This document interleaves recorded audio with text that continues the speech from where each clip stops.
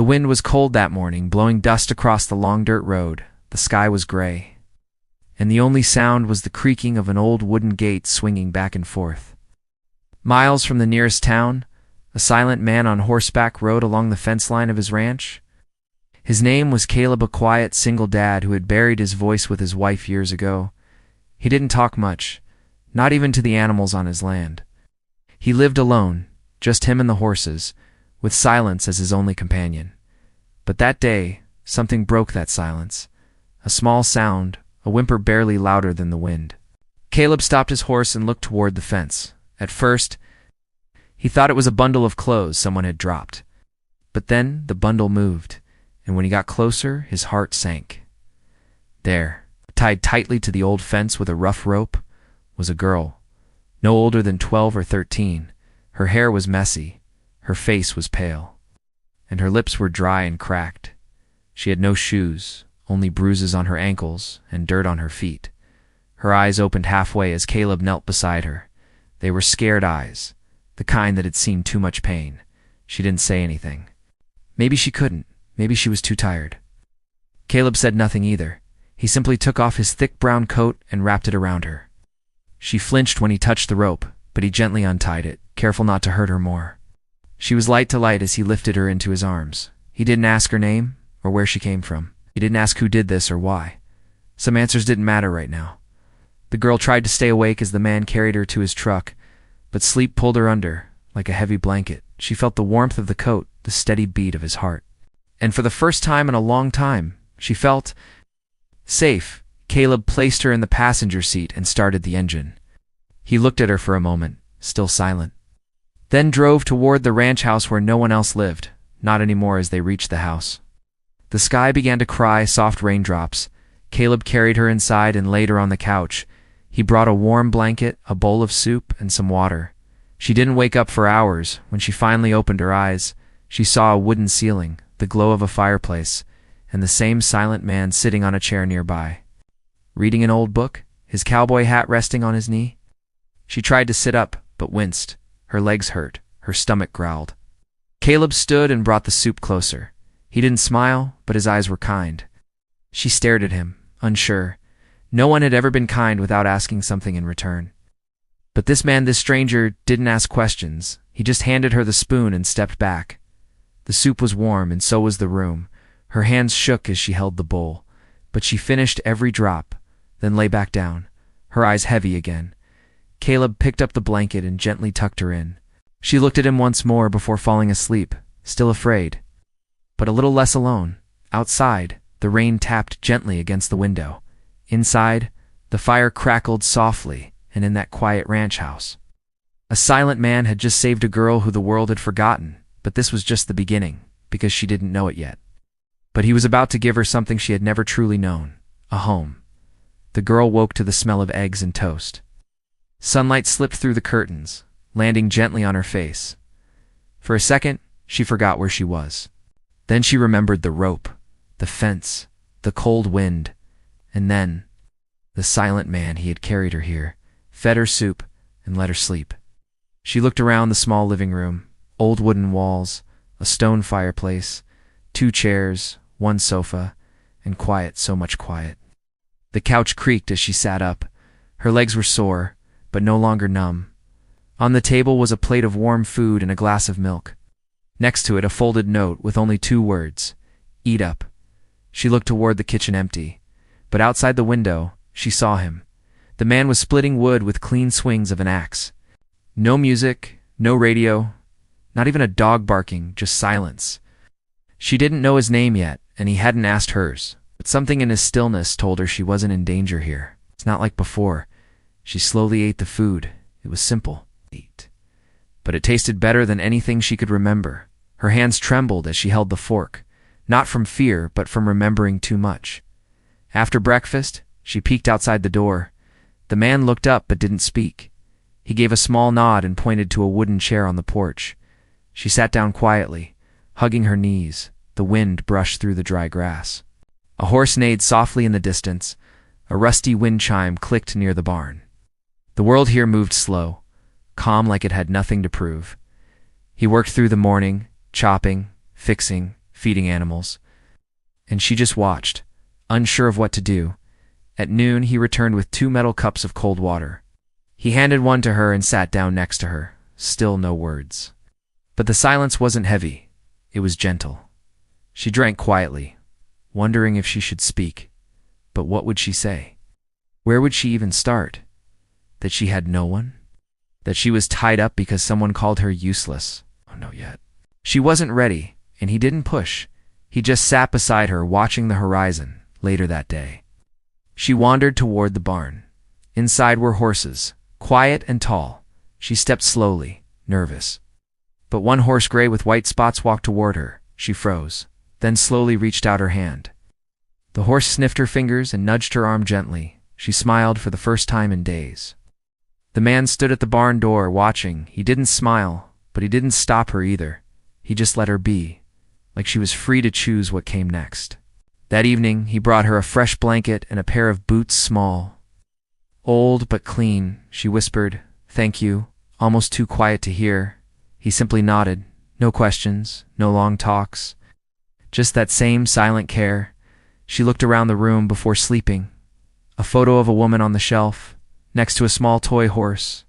Maybe he had lost someone too. Maybe that's why he understood pain without words. As she lay in bed, she thought about the silence in this house. It wasn't cold, it was peaceful. No yelling, no insults, no one calling her weak, just quiet and care. Before her eyes closed, she made a small promise to herself. She would try to stay strong here. She would try to heal. And maybe, just maybe, she would learn to live again. Outside, the night sky was full of stars. Inside, a broken girl and a quiet man shared the same roof, both carrying wounds, but for the first time. Neither of them was carrying them alone. The ranch was quiet after dark. Only the soft crackling of the fireplace filled the house. The girl, now resting in the guest room, tried to keep her eyes open, but sleep pulled her into places she didn't want to go. In her dreams, voices shouted. Hands grabbed her arms. Cold chains clinked around her feet. Someone yelled, "Weak, useless, waste of space." She woke with a loud gasp, heart racing. Her blanket was on the floor, her shirt soaked in sweat. She sat up, breathing hard. It was just a dream, but it felt too real. A knock came at the door. Slow and soft, she froze, scared again. But the voice outside was calm, deep, and quiet. "You okay?" It was the rancher. She didn't answer at first. Then she whispered, "Bad dream." He didn't come. Unjust. Stood on the other side of the door. "Leave the lamp on," he said gently, then walked away. She listened to his footsteps fade into the hallway, then reached for the small lamp on the table and turned it on. The soft light made the shadows shrink back, and for the first time in a long time, she felt like the night couldn't hurt her. The next morning, she looked tired at the breakfast table. The rancher noticed but said nothing. He just placed a bowl of oats and a warm biscuit in front of her. She ate slowly, her hands shaking a bit. After breakfast, she followed him to the barn. She wanted to stay busy. Work made the bad thoughts smaller. The rancher handed her a broom without a word. She began sweeping the floor. Dust rose around her feet. The horses moved gently in their stalls. Their breath steamed in the cold air. Then she saw something. A long scar on the rancher's arm as he lifted a hay bale. It ran down from his elbow to his wrist. Old, but deep like a cut from long ago. "Did it hurt?" she asked. Without thinking, he looked down at the scar, then shrugged. "Not anymore," that was all he said, but that answer stayed in her mind. Not anymore. Maybe pain didn't last forever. Maybe hers could fade too. Someday that afternoon she sat on the porch with a notebook. It had been in a drawer near her bed, old, with blank pages. She stared at it for a long time. Then wrote one word, May. It wasn't her full name, but it was the one she liked best, the name she wanted to keep. She didn't know why, maybe, because it sounded soft, like spring. The next night, the dreams came again, screaming, hitting. Locked doors and cold floors. She woke up crying, the pillow wet with tears. But this time, she didn't hide. She got up and walked to the living room. The rancher was sitting by the fire, reading. He looked up when he saw her. She sat on the floor beside the chair, hugging her knees. "I used to sleep in a shed," she whispered. "No light, no food, If I cried, they said I wasn't strong enough. The fire cracked. The rancher closed his book slowly and waited. She kept talking about the yelling, the punishments. The day they tied her to the fence and drove away, he didn't interrupt, didn't try to fix it, just listened like her words mattered. When she was done, she looked at him. "I'm not strong," she said. "You're still here," he replied, then stood and walked to the kitchen. He came back with a blanket and draped it over her shoulders, then handed her a warm mug of milk. They sat there in silence again, but now it felt like peace, not emptiness. That night, she slept on the couch near the fire.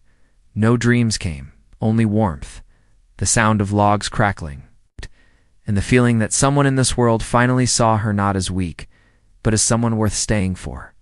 The morning sun lit the barn with soft golden light. May stood at the corner near the haystack, holding a broom in one hand. She had been sweeping for a while, but her mind was somewhere else. Something inside her was changing slowly, quietly, like a seed pushing through hard soil. The rancher walked past her with a bucket of feed. He gave her a brief glance and a nod, just like always. No questions, no pressure. Just calm and steady silence. It was his way of saying, "You're doing fine." May liked it here. The quiet was no longer scary. It gave her space to think, space to breathe. And the horses, gentle and big, didn't judge her like people once did. While sweeping, she accidentally knocked over a tin bucket. The sharp clatter echoed across the barn. Startled, she gasped and froze, expecting yelling. Maybe even a slap, but none came. Instead, the rancher turned his head, looked at her, and raised one eyebrow slightly. She quickly bent down and whispered, "Sorry." The word was soft, almost too soft to hear, but it was the first word she had spoken to him directly. He paused, then gave a small nod before continuing his work. No smile, no big reaction, but to her, that moment was everything. She stood there for a long second, stunned by her own voice. She had spoken and the world hadn't punished her for it that afternoon. She sat on the porch with the little notebook. She had written only a few words in it, her name, the names of the horses, a few memories. But now she wrote something else. "I spoke today." Later, she helped with the chickens, laughing a little when one pecked at her boot. The rancher saw that smile and paused. He didn't say anything, but there was a shift in the way he looked at her. Like he noticed something blooming inside her. That evening, after dinner, May walked into the living room holding her notebook. The rancher was sharpening a tool by the fireplace. She sat on the floor across from him and opened the notebook. "I want to tell you something," she said, her voice shaking a little. He stopped sharpening and looked at her. She stared down at the pages, afraid her words would vanish the moment she spoke them. But then she took a deep breath. "My name is May," she said. "I don't know if it's my real name, but it's the one I chose." He nodded slowly and for the first time replied, "Good name." Tears welled in her eyes, not because of sadness, but because someone finally accepted the name she gave herself. No mocking, no laughing, just acceptance. "I don't like talking," she added, "because when I did before I got hurt," the rancher looked into the fire and said, "You don't have to talk, not unless you want to." May stared at the flames dancing in the hearth. Something warm spread through her chestnut fire. "But safety, I want to," she whispered, "sometimes." That night, she stayed up a little longer than usual. They didn't talk much after that, but the silence felt differentful, not empty. Like the space between them was no longer made of fear, but trust. Before heading to bed, she looked back at the rancher and said, "Thank you." He simply tipped his hat, and that was enough. When May lay down in her bed, she didn't feel like a shadow anymore. She felt like a person, like someone who had a voice, like someone who could belong. The house creaked gently as the wind moved outside. The night was quiet, but not lonely. And for the first time, the word home didn't sound like a dream. It sounded real. The wind carried the smell of hay and morning dew across the ranch. Birds chirped softly, and the sky stretched wide, painted with gold and pink. May stood on the porch, boots a little too big, coat a little too long. But her shoulders stood straighter than before. Every day felt a little less heavy now. The fear hadn't vanished. But it no longer ruled her. She woke up early, made her own bed, and waited by the barn. The rancher didn't ask her to help, she just did it. She began feeding the horses one by one, whispering their names as she offered them hay. The big gray horse she called him Ghost always came to her first. She liked the way he listened without needing words. The rancher watched her from a distance. He never gave long instructions, only quiet nods and short sentences. Good, he'd say, or careful, or sometimes just tip his hat. But his silence still felt like guidance. And it gave her space to grow. One day he handed her a brush and pointed toward Ghost. She hesitated, then stepped forward. The brush felt strange in her hand, but the horse stood still. With each stroke, her hands grew steadier, her fear smaller. She looked back and saw the rancher standing nearby, arms crossed. He didn't say a word, but he didn't need to. That small moment felt like a lesson. You can do this. Later that week, a storm rolled over the hills. Rain beat against the windows and thunder echoed across the land. May stood by the door, holding a lantern. Storms used to scare me, she said quietly. The rancher stirred the fire and glanced her way. Still do? He asked. She shook her head. Not as much. She didn't know if she was lying or just learning to be brave. That night, the wind knocked something over outside. May jumped, but instead of hiding, she grabbed her boots and ran to the door. The rancher followed her.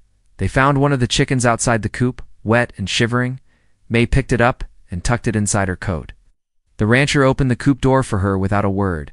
As she placed the bird inside, she smiled. It was a small thing, but it made her feel strong. The next morning, she asked for work. Anything I can do? The rancher looked her over, then pointed to the old fence near the east field. Needs fixing, he said simply, handing her a hammer. She walked out alone, toolbox in hand. The fence wasn't broken badly, just loose boards and rusted nails. Worked slowly, her fingers sore, but her focus sharp by sunset. She had fixed 5 posts. Her hands were blistered, but her eyes sparkled. The rancher rode up on horseback. He looked at the work, then gave a small nod. Solid, he said. May felt a strange warmth in her chest. Not pride exactly, but something like it. She didn't need to be rescued anymore. She was starting to rescue herself. That evening, the rancher handed her a wrapped bundle. Inside was a pair of new gloves. She held them tightly and whispered, "Thank you." "Earned 'em," he replied, and walked away. His words were short, but they meant everything. At bedtime, May wrote in her notebook again, "I fixed something today, with my own hands, and it didn't fall apart." She looked out the window at the dark sky. Once the darkness had felt endless, but now she knew sunlight always returned. Sometimes late, sometimes weak, but it always came back, and so did strength. Not all at once, not loudly, but slowly, gently, like the way a girl learns to stand tall again, on a quiet ranch under wide skies where no one told her to be strong, but let her become it on her own. The sky was blue, the sun warm, and everything felt quiet at the ranch. May was out in the garden behind the house, pulling weeds and humming softly. A month had passed since she started helping around the ranch. She was stronger now, her hands steady, her steps confident. The rancher had begun letting her ride one of the horses slow at first, but she was learning fast. He had even started calling her by her name. "May, hand me that," or "May, good work today." It made her feel seen, like she belonged here, like she had built something good and safe around herself. But sometimes, even the strongest walls can shake without warning. That afternoon, she was brushing Ghost in the barn when she heard it, the sound of tires crunching on gravel. It was a truck, loud and unfamiliar. She peeked out the barn door and saw it, black, dusty, with a broken mirror. 2 men stepped out, rough-looking. With dirty shirts and hard eyes, May's heart dropped to her stomach. She knew those faces. One was her uncle, the other a man from the town where they used to live. She froze, her breath caught in her throat. Panic raced through her like a wildfire. She turned and ran from the barn. The rancher had already seen the truck from the porch and was walking toward it. The 2 men looked surprised to see him. One of them spoke with a fake smile. "Hey there, sir. We're looking for a runaway girl. Small brown hair. Been missing a while." The rancher didn't say anything, just stared at them with his arms folded. "She's family," the other man added. "We're just here to take her back home behind the house." May was crouched low in the grass, heart pounding. She felt like the rope was back around her wrists, like she was tied to that fence all over again. The rancher looked at the truck, then back at the men. "She doesn't want to go with you," he said flatly. They shifted, caught off guard. She's just a kid. Don't know what she wants, one snapped. I do, the rancher replied. She stays. There was something in his voice, quiet but sharp like a blade. The men stared at him for a moment, but they could see that he wouldn't back down. Not your business, old man, the uncle growled, stepping forward. The rancher didn't move. He stood tall, boots planted like the roots of an old tree. This is my land, he said. Step off it. A long silence followed. Even the wind stopped, finally. The men muttered something under their breath, climbed back in the truck, and drove off. Dust clouded the road behind them, but they didn't look back. May stayed hidden for a long time. Then she slowly walked to the porch. The rancher was sitting there, arms resting on his knees. She looked at him, unsure what to say. They were going to take me, she whispered. I know, he said. She bit her lip and looked down. I'm sorry, don't be, he replied. You didn't bring trouble here. They did. She sat beside him, the wood warm under her legs. I thought I was strong, she said quietly. You are, he answered. Stronger than they ever were. The next morning May woke early and went to the barn. She brushed Ghost, fed the chickens, then fixed the broken latch on the tool shed. She worked fast, like she needed to prove something not to anyone else. But to herself, that night, she added a new line in her notebook. They came for me, but he didn't let them take me. I'm not running anymore. She read it again and again, and with each word, she felt more free. The fear would still visit her, but now she had something to fight it with, a home, a voice, and someone who stood between her and the pain. It's not as her savior, but as the one who believed she could save herself too.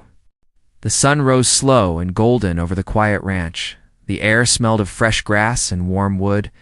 May stood in front of the mirror in the hallway, brushing her hair with care. Today wasn't just any day today. It was her birthday, not the day she was born exactly. She didn't even know the real date anymore, but the rancher had asked her once if you could pick your birthday. Which day would you choose?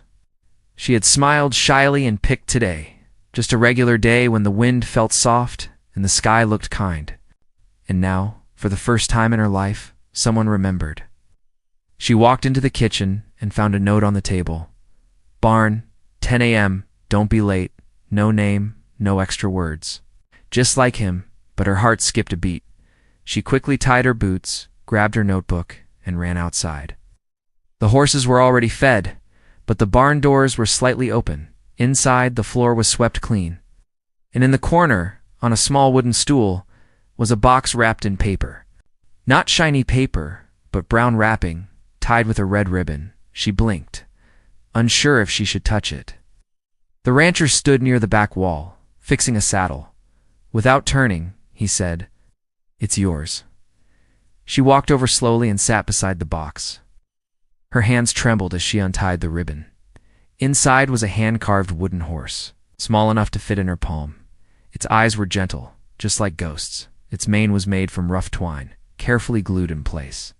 Her mouth fell open, not in shock, but in something deeper. Gratitude. She looked up at him, her voice soft. You made this. He nodded once, still not looking directly at her. May held the horse close to her chest. No one ever gave me anything before, she whispered. Not on a birthday. Not ever. The rancher leaned on the wall and crossed his arms. Seems like today's a good day to start, he said. They sat in silence for a while, the dust dancing in beams of light. Then May spoke again. I used to think birthdays were fake. It's just another day to feel forgotten. But this feels real. She placed the wooden horse carefully in her pocket and stood up with a small grin. I made something too, she said. Pulling out her notebook from between the pages, she took out a piece of folded paper. She handed it to the rancher. He raised an eyebrow but unfolded it slowly. It was a drawing rough, but full of heart. A girl with long hair riding a horse across an open field. At the bottom she had written, Home. He stared at it for a long moment, then gave her the smallest smile she had ever seen him give. Not big, not flashy, but full of meaning. That afternoon, they had cake. Not from a store, but baked by May herself. It was uneven, slightly burnt at the edges, and frosted with lumpy sugar icing. But it was hers, something she made with her own hands. They sat on the porch and ate it with tin forks, the wind gentle, the sky wide open above them. No guests, No balloons, no singing, just a quiet celebration between two people who had learned how to trust again. After a while, the rancher spoke. "You ever think about tomorrow?" May looked out toward the hills. "I used to be scared of it," she said, "but now, I think I want to see it." He nodded, and together they watched the sky turn orange and soft. When evening came, May returned to her room and opened her notebook. She wrote a single sentence. "Today was my first real birthday. It wasn't perfect, but it was mine." She placed the wooden horse on the windowsill, where the moonlight touched it. As she lay down to sleep, she smiled to herself, not because the day was big, but because it was hers. A day no one could take away, a day that didn't begin with pain or end in silence, but one that began with a gift and ended with hope. The morning was cool, the kind that hinted at the end of summer. Mist floated above the field and dew sparkled on the fence posts. May stood beside Ghost, brushing his coat with slow, steady strokes. She moved with confidence now, shaking hands, no scared eyes. It had been months since the day she was found tied to that old wooden fence. So much had changed, not just around her, but inside her, and yet she still remembered that girl's maul. Bruised, too tired to cry, she kept the rope that once held her. Not out of fear, but as a reminder, she had folded it and placed it in a wooden box beneath her bed. Not to look at it, but to never forget how far she'd come. The ranch was alive with small sounds, chickens clucking, wind passing through tall grass. She heard boots approaching on the dirt path and turned. The rancher walked up carrying a small wooden board and a hammer. He nodded toward the fence. "Need a hand?" She grinned and held up her own hammer. "I got it," she said, and walked to the broken post. He didn't argue, just leaned against the rail and watched. Her hands moved with care, her grip strong and sure. As she worked, a truck pulled up near the edge of the road. It was a social worker, someone from town who checked in once a month. They weren't here to take her away, just to see how she was doing. May wiped her hands and walked over, unafraid. "Morning," she said, standing tall. The woman stepped out and smiled. "I barely recognized you," she said. "You look happy?" May smiled back. "I am." They sat for a short talk under the big oak tree. The social worker asked the usual questions: school, health, feelings. May answered them all without hiding, her voice clear, her eyes calm at the end. The woman handed her a small card. "If you ever need anything at all, you call me." May nodded, then handed something back, a drawing of the ranch house with the sun rising behind it. "I don't need to run anymore," she said softly. The woman blinked, a little surprised, then smiled again. She gave a final wave and drove away, and May turned back toward the barn-toward home. That evening, the rancher sat on the porch, oiling his old saddle. May joined him with 2 mugs of warm tea. They didn't talk for a while, just listened to the quiet. Then she spoke. "I want to stay," she said, voice steady. He looked at her, eyebrows slightly raised. "I mean for good. If you want me here," he didn't hesitate, "you're already here." Tears welled in her eyes. But she didn't cry, not because she wasn't moved, but because she was strong enough to hold it now, to feel it without breaking. She looked out across the land, the golden grass, the hills, the sky that stretched forever. This place had changed her, not by fixing her, but by letting her fix herself. She no longer flinched at footsteps, no longer whispered apologies when she made noise. She laughed now loud, sometimes messy, and no one scolded her for it. She made mistakes and learned from them, not feared them. Before bed, she pulled out her notebook. It was full now, pages of memories, drawings, thoughts, and little victories. On the last page, she wrote, "I am not weak, was never weak. I just needed a place to grow." She placed the wooden horse on the windowsill, next to a small photo the rancher had given her, a picture of them standing by the fence, both holding tools. It wasn't a perfect photo. She had dirt on her face, and his hat was crooked, but it was real, and real was better than perfect. It always would be. As she curled up under the blanket, the house creaked softly in the wind. The fire in the living room crackled low, and outside, the stars blinked down gently over the wide-open land. A girl who had once been discarded now had something unshakable, not just shelter, not just safety, but purpose and love. She had a name she chose, a home she earned, and a future that finally belonged to her.